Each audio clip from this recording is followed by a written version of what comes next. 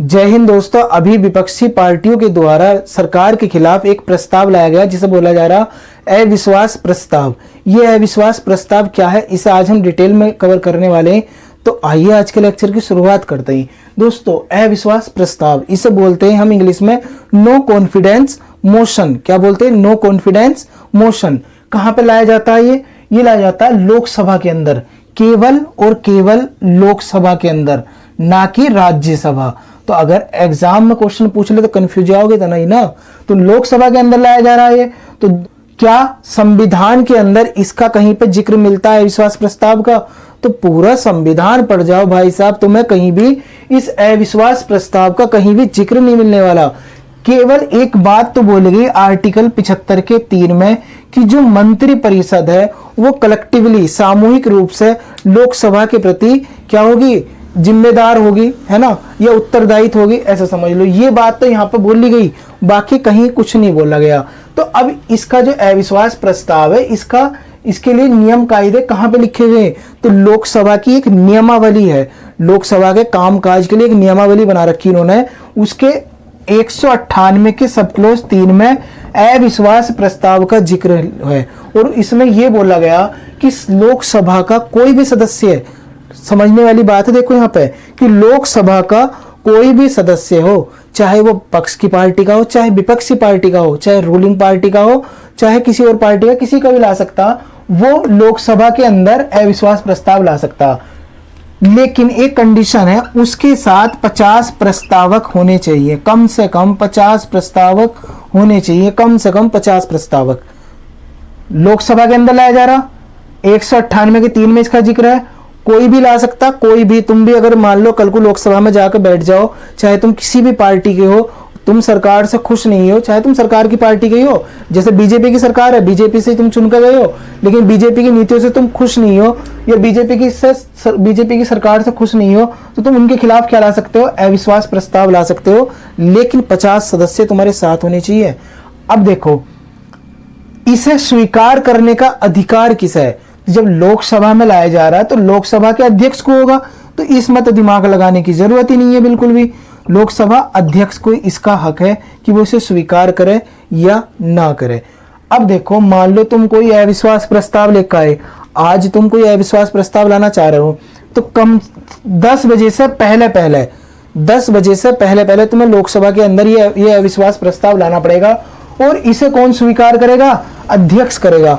Normally स्वीकार कर लेते हैं क्योंकि तुम्हें पता 50 प्रस्तावक वाली कंडीशन तो पूरी हो रही, तो इसे स्वीकार कर लेते हैं। और मान लो तुम कोई लोकसभा के अंदर अविश्वास प्रस्ताव लेकर आए, अब वो अविश्वास प्रस्ताव जो अध्यक्ष थे, अध्यक्ष महोदय लोकसभा के, उनके द्वारा इसे स्वीकार कर लिया गया, फिर क्या होगा आगे को ये तो बताओ। तो दोस्तों होगा ये जो अध्यक्ष हैं ये कोई डेट निर्धारित कर देंगे कि इस डेट को क्या होगा, हम क्या करेंगे, डिबेट डिस्कशन करेंगे किसी मुद्दे के ऊपर। अभी जैसे क्या है देखो, विपक्षी पार्टी के द्वारा मणिपुर वाली जो घटना हुई, मणिपुर वाला जो इंसिडेंट हुआ है ना, तो उसमें क्या करा गया, जो विपक्षी पार्टी है वे बोल रही थी प्रधानमंत्री जी से कि तुम आओ और जो ये मणिपुर वाली घटना हुई इसके बारे में तुम जवाब दो। जब से 28 अप्रैल से लगभग ये घटना शुरू हुई और अब तक तुम चुप ही रहे। केवल एक बार आकर अभी तुमने बोला कि हाँ हम इससे आहत हैं, दोषियों के खिलाफ सख्त से सख्त कार्रवाई करेंगे। अभी तक और तुमने कोई कमेंट ही नहीं करा इसके बारे में। तो आओ संसद में, लोकसभा के अंदर आओ या राज्यसभा में आओ और इसके ऊपर पूरा प्रॉपर तरीके से डिबेट डिस्कशन करो हमारे साथ। लेकिन जो रूलिंग पार्टी है यानी कि जो सरकार है वो ये बोल रही कि हमने इन मुद्दों के लिए प्रॉपर तरीके से एक मंत्री बना रखा है अपना, जिसे बोलते हैं हम गृह मंत्री। क्या बोलते हैं? गृह मंत्री। गृह मंत्री साहब बना रखे हैं हमने, इनसे जाकर तुम डिबेट डिस्कशन करो। क्या करो? डिबेट डिस्कशन करो। वे इसके बारे में तुम्हें जवाब देंगे, चाहे कोई सा भी डे तुम निर्धारित कर लो, प्रॉपर तरीके से बहस करना।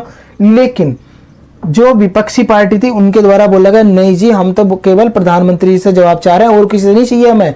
इन्होंने बोला नहीं हम नहीं देने वाले। प्रधानमंत्री जी ने क्या बोला, मतलब जो रूलिंग पार्टी उनके द्वारा क्या बोला गया कि हमारे प्रधानमंत्री इसमें कोई जवाब नहीं देने वाले, केवल गृह मंत्री से लेना तो बताओ। तो इनके द्वारा बोला गया चलो हम तुम्हारे खिलाफ क्या ला रहे हैं, अब अविश्वास प्रस्ताव लाएंगे। विपक्षी पार्टियों के द्वारा क्या बोला गया, हम तुम्हारे खिलाफ अविश्वास प्रस्ताव लाएंगे लोकसभा के अंदर। जब देखते हैं कि तुम इससे कैसे बचोगे, तो इस वजह से अविश्वास प्रस्ताव लाया जा रहा। थोड़ी सी एक इंफॉर्मेशन और देनी लगभग 26 पार्टियों के द्वारा एक अलायंस बनाया गया, एक ग्रुप बनाया गया इंडिया करके। जितनी विपक्षी पार्टी हैं अकेले अकेले करके हराती या अकेले अकेले करके लड़ती तो ज़्यादा बेहतर होता। अब इनके द्वारा एक 26 पार्टी आ गई, समझ लो 26 विचार आ गए एक साथ। अब वो पता नहीं कैसे शासन करें, अगर जीत भी गए तो मुश्किल लग रहा है इनकी सरकार टिकनी। मैं ये नहीं कि मैं बीजेपी को सपोर्ट कर रहा, मैं केवल ये बोल रहा कि अगर ये अलग अलग होकर लड़ते, जैसे आम आदमी पार्टी केजरीवाल साहब की अच्छी पार्टी, अगर वो लड़ती हो सकता है वो जीत जाए और अच्छे तरीके से शासन भी कर ले, लेकिन एक साथ ग्रुप में आके हो सकता है शासन ना हो। तो देखो इनके द्वारा ग्रुप बनाया गया जिसका नाम है INDIA, Indian national development inclusive alliance, ये इसकी फुल फॉर्म है। अब देखो मैं एक यहाँ पर देखो प्रॉब्लम है, जो बीजेपी की पार्टी है उसे क्या बोलते हैं हम, NDA। मान लो कल को 2024 में क्या हो कि ये NDA की सरकार जीत जाए, बीजेपी की पार्टी जीत जाए, है ना, NDA वाला ये अलायंस जीत जाए, तो क्या सुर्खियां बनेगी अखबार में कि NDA ने हराया इंडिया को। या तुम्हें पता है इंडिया के अंदर अगर इस तरीके की कुछ भी घटना होती है ना, राजनीति कुछ भी हलचल होती तो इंटरनेशनल लेवल पे इसे रिकॉग्नाइज करा जाता, तो पूरे विश्व में इसका इंडिया का नाम खराब होगा। तो इनके द्वारा कुछ और नाम भी रखा जा सकता था, तो लेकिन ये नाम रखा गया, थोड़ा सा मुझे अजीब लग रहा, इंडिया की छवि थोड़ी धूमिल होगी, तो इस वजह से मैं ये बोल रहा हूँ। तो दोस्तों अपने मुद्दे की तरफ वापस लौटते हैं। तो ये क्या कर लिया है, अविश्वास प्रस्ताव लिया है सरकार के खिलाफ। अब देखते हैं क्या होता। अविश्वास प्रस्ताव लिया है, कोई बात नहीं, चलो अब मान लो अध्यक्ष के द्वारा टाइम दिया गया डिबेट डिस्कशन के लिए, इसके बाद क्या होगा, वोटिंग होगी। मान लो अगर आज तुम लेकर आए, अध्यक्ष महोदय के द्वारा ये बोल दिया गया कि 1 तारीख को आई हो और ये जो मणिपुर वाली हिंसा हुई इसके बारे में प्रॉपर तरीके से हम डिबेट डिस्कशन करेंगे, जो तुम्हें जवाब चाहिए वो देगी सरकार, है ना, जो तुम्हारे सवाल होंगे उन सबका जवाब देगी सरकार। तो सारे डिबेट हो गई, इसके बाद क्या होगा, इस पर वोटिंग होगी, इस अविश्वास प्रस्ताव पर वोटिंग होगी कि हाँ सरकार ने जो एक्शन मणिपुर वाली घटना पे लिया उससे सहमत है या नहीं है लोकसभा के सदस्य, तो इसके ऊपर वोटिंग होगी। वोटिंग में मान लो टोटल सदस्य कितने लोकसभा के अंदर, 545, कितने 545, इसमें से लगभग 273 सदस्य इस अविश्वास प्रस्ताव के पक्ष में वोट डालते हैं, समझ गए। आधे से ज्यादा सदस्य इस अविश्वास प्रस्ताव के पक्ष में वोट डालते हैं तो सरकार गिर जाती, और अगर आधे से ज्यादा मान लो 273 इसके विपक्ष में वोट डाल दे तो क्या होगा, ये प्रस्ताव खुद ही खारिज हो जाएगा। समझ रहे हो ना कि अगर इस प्रस्ताव के पक्ष में आधे से ज्यादा सदस्य हैं तो सरकार गिर जाएगी, और अगर इस प्रस्ताव के विपक्ष में, यानी कि इसके विपक्ष में ये बोल रहे हैं कि हमें ये अविश्वास प्रस्ताव मंजूर नहीं है और आधे से ज्यादा सदस्य ये बोल रहे हैं, तो ये अविश्वास प्रस्ताव खुद ही खारिज हो जाएगा। तो अब देख लेते हैं क्या जो अभी प्रेजेंट में सरकार है उसे कोई खतरा है इस अविश्वास प्रस्ताव से। तो देखो 2019 में जो इलेक्शन हुआ था, 2019 में जो इलेक्शन हुआ था उसमें अकेले बीजेपी को मिली थी कितनी सीट, कितनी मिली थी, 303। इनका अगर मैं ग्रुप जिसकी बात बोल रहा था अभी NDA, इसे अगर मिला लेता तो लगभग 320 सीट हो जाती।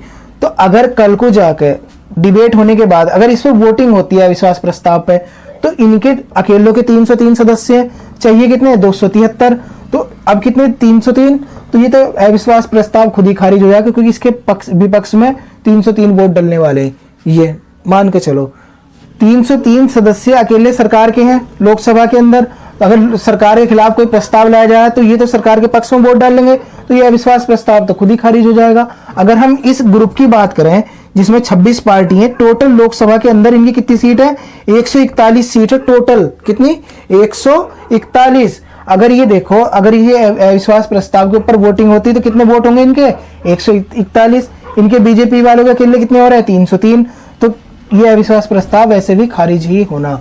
तो अभी जो प्रेजेंट में सरकार है उसे कोई इससे खतरा नहीं है इस अविश्वास प्रस्ताव से। दोस्तों इस अविश्वास प्रस्ताव के बारे में थोड़ा सा और जान लो, फैक्चुअल इंफॉर्मेशन जो एग्जाम में पूछी जा सकती है।